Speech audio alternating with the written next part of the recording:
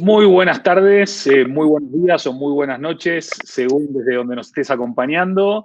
Estamos iniciando una nueva conversación en Totem Live con una invitada súper especial, una de las expertas más grandes en destination, branding, marketing, strategy, retail, hospitality, y podría estar así como 5 horas hablando de mi estimada y admirada Ana Domingo, que nos está acompañando hoy desde Connecticut.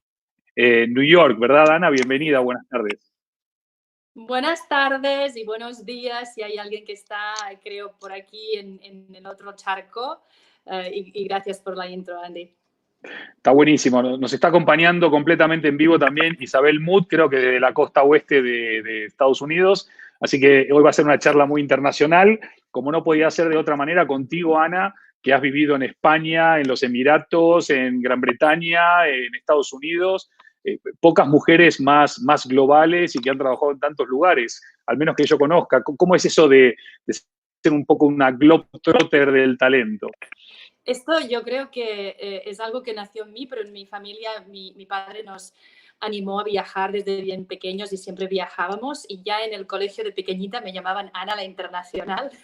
Y Ah, siempre muy tuve bien. estas ganas de ver el mundo, ya no solo ver el mundo, estar en un lugar y conocer ese lugar trabajando, viviendo. Que es un poco diferente de viajar en sí mismo. Qué grande, Ana. Hace, creo que un poquito más de 2 meses, tuve la suerte de estar contigo conversando en New York, en Manhattan. Hablamos de 1000 proyectos que obviamente ahora el COVID ha dinamitado de alguna manera. Solo los ha puesto en hold.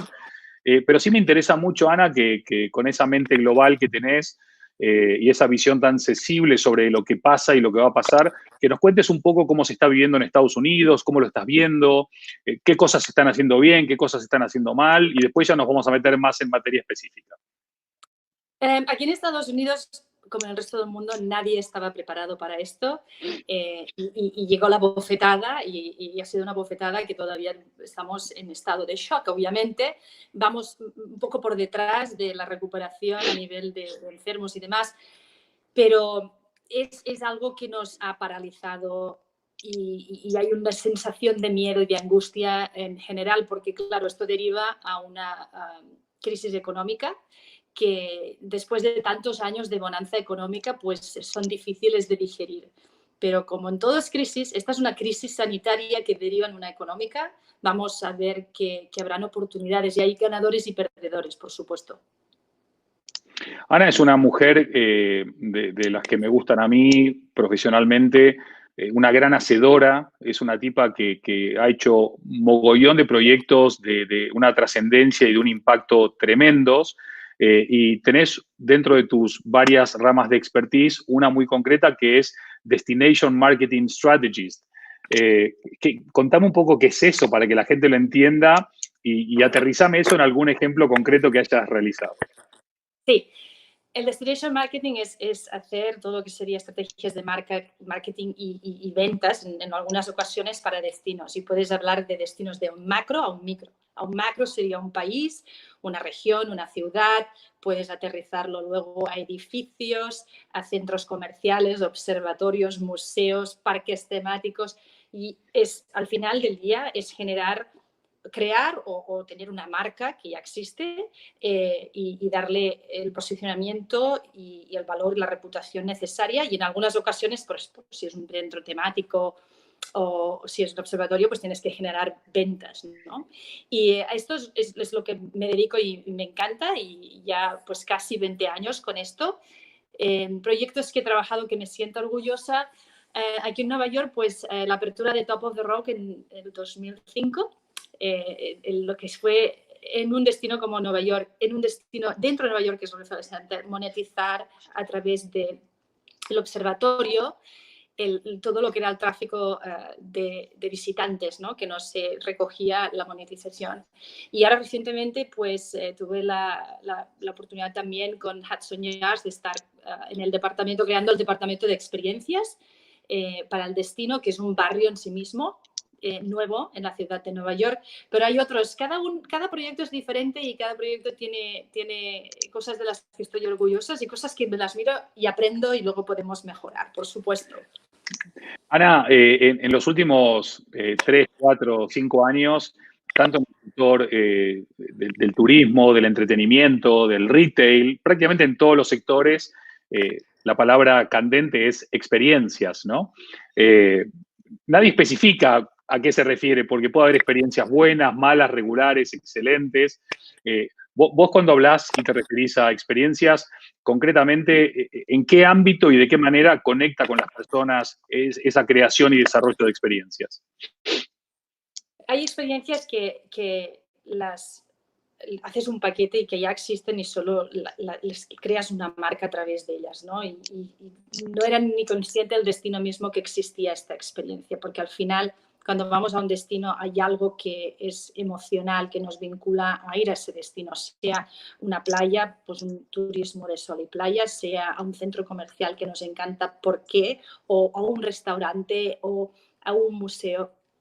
Y esto al final conlleva pues que se empaquete y se crea esa marca con estos valores y haciendo como el highlight de qué es lo que te va a beneficiar, qué es especial aquí, que no hay en otras partes y explicar muy bien los contenidos.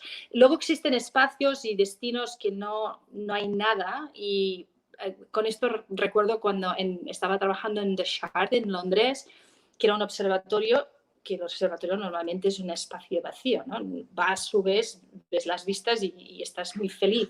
Y siempre me parecía fascinante porque ya es el tercer observatorio con el que trabajé, como la gente siempre iba por un momento de celebración. Entonces pensé, bueno, estos son estas experiencias que podemos diseñar y crear más contenidos para hacerlas más especiales. Y empezamos a experimentar con eventos de todo tipo, imagínate, desde chocolate tasting, wine tasting, yoga. Fuimos los primeros en hacer yoga en observatorio y que luego empezó todo el mundo a hacer yoga en todas las partes. Crear hasta tener obras de Shakespeare con la Royal Shakespeare Company en Londres. Ver aquel espacio y decir qué puedo hacer allí para crear un contenido que es una experiencia que tiene valor para una audiencia específica, ¿no?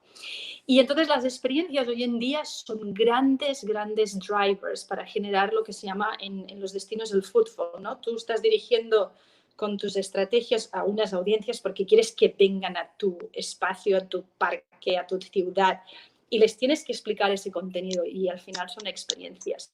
Y puedes, al final es casi la imaginación que tú tengas en estos contenidos que den valor, ¿no? Y que realmente, por ejemplo, ahora los centros comerciales viven una época de crisis, ¿no?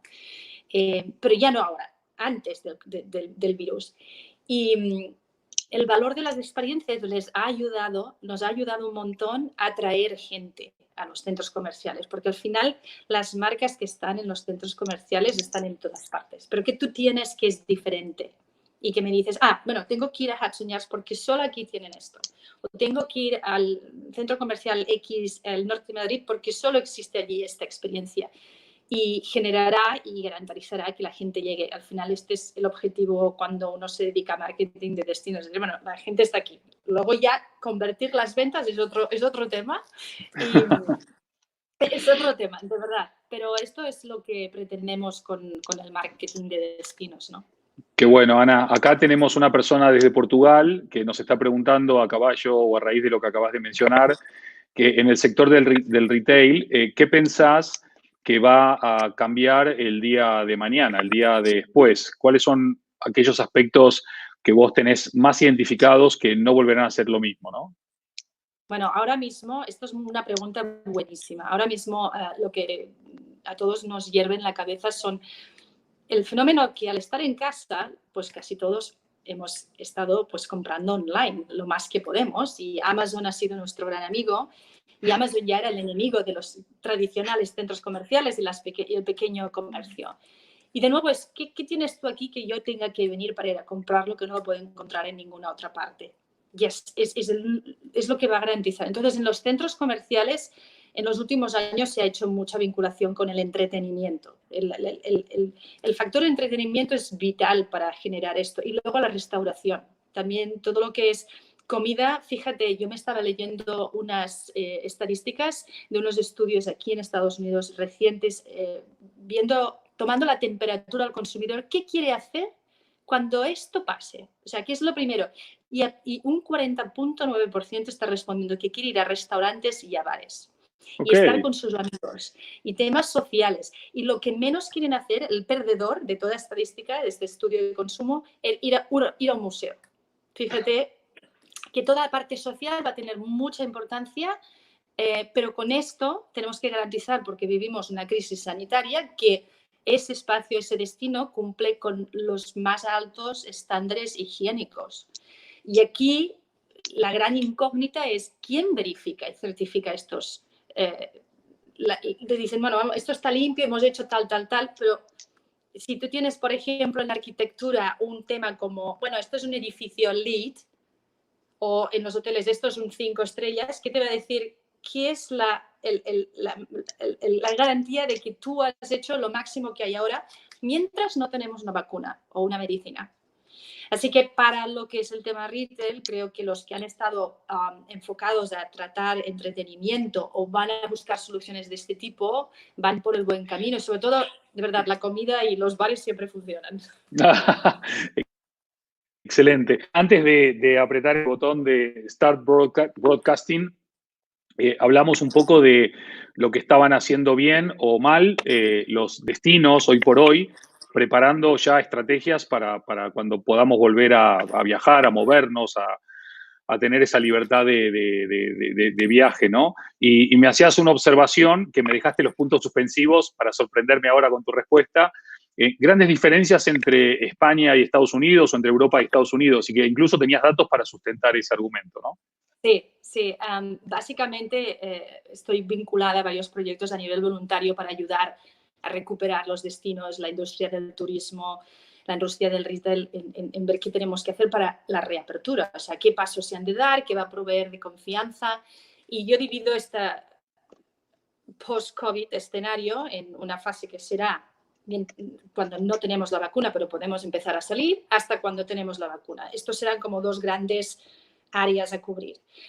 Y curiosamente, aquí las entidades, por ejemplo, que tocan el tema de turismo a nivel nacional, están generando muchísimas herramientas de ayuda y muchísimos estudios a nivel semanal que indican la temperatura de lo que está pasando. Desde un punto de vista financiero, a decir, bueno, por ejemplo, en Estados Unidos, a fecha de hoy, del último estudio de esta semana, ya hay unas pérdidas de 651 billones de dólares, que representan en total en impuestos 80 millones de billones de pérdidas en impuestos, 8 millones de gente que vinculada a este sector ha perdido su trabajo, y todas estas cuantifican de una manera muy espectacular, pero también se están realizando acciones para ver qué tenemos que hacer para después abrir y mejorar esto y eliminar lo que podemos. Y yo personalmente estoy en estos mesas redondas generando temas de los que hablar y encontrar soluciones. En España, curiosamente, he intentado buscar algo similar y no existe, no hay un liderazgo,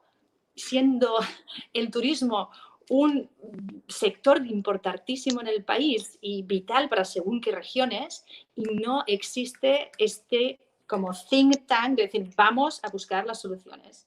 Vamos, y creo que hay muchas conversaciones por aquí y por allí, pero no hay alguien que las articule y después no hay datos.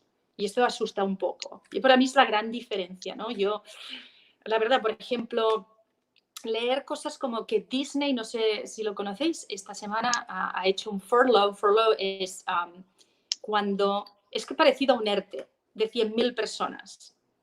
Y está hablando de que van a reducir la capacidad de sus parques temáticos en un 50%. Esto pues implica muchas cosas, ¿no? De negocios alrededor que viven porque Disney existe. Y aquí es donde tendremos que... ¿Esto qué está pasando en España? No lo veo. No lo veo en ninguna parte. Para nada. Acá nuestra amiga Isabel Muth nos pregunta si no crees que Estados Unidos será más capaz de recuperarse debido a su agilidad en contratación. Yo creo que sí. Creo que sí. Han sido más fulminantes en despedir a gente. También Claro. se ha de decir que en este aspecto en Europa en general se ha protegido más al trabajador. Y aquí en Estados Unidos es el Wild Wild West y te vas y te vas. Por ejemplo, Marriott ha despedido el 95% de sus empleados. Wow. Tienen un esqueleto, pero Marriott, por ejemplo, está empezando unas campañas de marketing donde muestran cómo están limpiando los hoteles con las certificaciones, están comunicando, nos estamos preparando. Okay. La única marca española que he visto que está haciendo cosas interesantes es Meliá. Meliá está haciendo mucho training con sus empleados y esto está muy bien, pero necesitamos un poco más de liderazgo en España. De acuerdo, Ana, de acuerdo. Nos queda mucho para aprender de la parte buena de la forma de hacer negocios de Norteamérica, y muchas de las marcas más admiradas del mundo vienen de ahí. Me estabas por decir, antes de salir al aire, cuáles son esas marcas que vos, bueno, acabas de mencionar un par, ¿no? Pero en general, marcas que para vos están haciendo un muy buen trabajo en este momento de transición de un mundo viejo a un mundo nuevo, y aquellas que igual te están desilusionando porque no están haciendo nada bien las cosas. Sí, sí. He estado observando marcas en diferentes verticales, no solo en los que me vinculan a mi profesión. En los verticales, por ejemplo, de turismo, me ha gustado mucho lo que está haciendo Etihad Airlines. También está comunicando cómo están despedazando cada avión, limpiándolo. Estamos preparados para empezar. Emirates Airlines también, curiosamente, en Oriente Medio están muy activos, pero claro, es muy importante todo lo que es el tema aéreo porque es un hub mundial. En marcas de otro estilo, P&G pues, ha hecho mucho trabajo también para donar a la comunidad. Y en España voy a hacer una marca española que me ha gustado lo que está haciendo, que no tiene nada que ver con el turismo, pero me ha parecido muy bonito. Es Tous, con la campaña para las nuevas madres que están dando a luz ahora, que tienen, pues claro, la inquietud de cómo están los hospitales y tal, y han creado unas piezas dedicadas a ellas que me parecen muy bonito.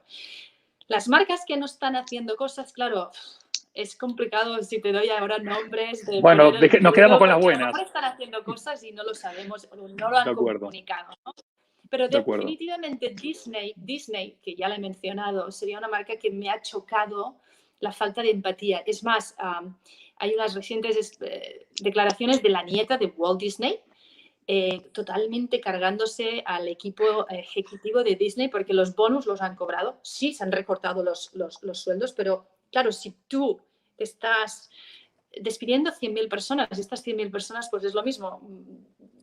Han sido loyal, la palabra loyal. Sí, leales, fieles, quizás, sí, fieles. Leales. Y ahora les dices adiós, pero entonces aquí yo creo que la crisis con las marcas es como los individuos. Cuando tú tienes un problema y pasas por una situación personal difícil y triste, ves quiénes son tus amigos, ¿no? Los que están contigo. Las marcas son igual. Y tú verás quién está contigo y quién no está. Y la gente lo va a recordar esto. Mucho. De acuerdo, de acuerdo. Oye, se me está volando el tiempo, Ana. Hablas tan interesante que los 18 minutos que vamos han sido como un suspiro y me queda nada para hablar, pero bueno, vamos a dar un par de minutos más porque está súper interesante esto. En uno de tus últimos posts que compartiste, y aparte de hablar muy bien y de trabajar muy bien, escribís muy bien también. Hablabas de este momento de metamorfosis para todos los sectores, no hay industria que no va a atravesar este momento de metamorfosis, y decís que nothing is going to be the same, nada, ¿no? En inglés y en español, por si a alguien no le queda claro. ¿Hay algo que sí tengamos claro del día de mañana, hacia dónde nos va a llevar esta metamorfosis? ¿Qué podemos ganar y ver algo positivo después de este momento tan feo que nos toca vivir? Bueno, por ejemplo, hoy que es el Día de la Tierra, ¿no? Earth Day, yo creo que como estamos viendo los cielos tan azules, no hay tanta contaminación. Espero que esto se continúe y seamos capaces de este momento que ha sido una pausa no voluntaria, mantener y pensar no en el hoy, sino en el mañana que implica y ser mucho más sostenibles. Luego, humanizarnos más, ser más solidarios y honestos, esto es vital. Recientemente estaba en un debate por el tema de que, bueno, si tú muestras tus emociones cuando estás en una reunión profesional o demás, pues esto te va a hacer perder porque van a ir a tus debilidades. Pues fíjate, a mí no me gusta esto. Me gusta más la honestidad y puedes estar enfadado o puedes estar bien, pero la cara de póker yo creo que al final nos servirá. Y hoy en día hay muchas conversaciones de las, por ejemplo, en real estate, en commercial, de hablar con tus clientes y decir, a ver, vas a poder pagar la renta, vas a poder... Y esta relación, la gente lo quiere pagar, pero se han parado. Entonces, honestidad yo creo que es algo que se tiene que quedar y ser más sostenibles, de verdad. Me encanta, me encanta. Había una pregunta sobre sostenibilidad que creo que colateralmente la has respondido y me gustaría, antes de agradecerte y darte la enhorabuena y despedirte, empezamos hablando de solidaridad antes de salir al aire y recién acabas de mencionar de nuevo solidaridad y me encantaría si podés extenderte un pelín más de eso, no mucho, pero un poquito. Bueno, personalmente, como muchos profesionales, pues todo está parado, ¿no? Y entonces nuestros proyectos no están avanzando, pero yo creo que tienes que dar, porque y yo personalmente me he vinculado en 3 proyectos y si puedo en más de voluntariado, de poder ayudar a nivel de destinos o turismo. Y esto es lo que yo quiero decir, tienes un know-how que puede ayudar a lo mejor a pequeñas empresas o empresas que son non-profit y tu know-how puede ser, pues a lo mejor, bueno, yo diseño un logo o yo, no lo sé, cada uno tiene su know-how. Y aquí es donde se puede hacer y puedes levantar la mano y decir, hey, ¿puedo ayudarte? ¿Estás bien?